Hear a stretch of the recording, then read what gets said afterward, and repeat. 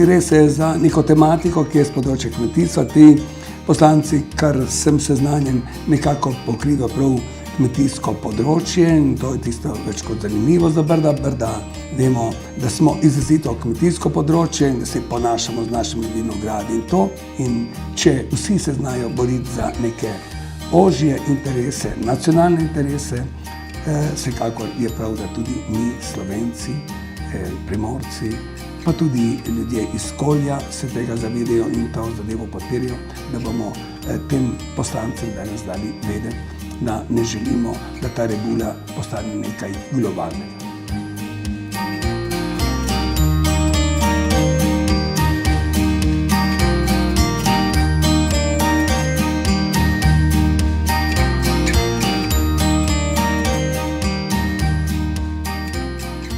Nahajamo se v najzahodnejši občini Republike Slovenije.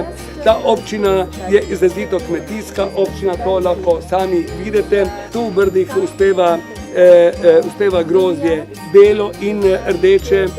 Naši vinogradniki, vinarji dosegajo ne samo evropske uspehe in naslove, ampak celo na svetovnem nivoju. Tudi naša vinska klet, katero vodi Silvan, uspeva z zelo laskavimi naslovi. V Brdih ne uspeva samo ta vinska trta, ampak uspeva tudi sadje.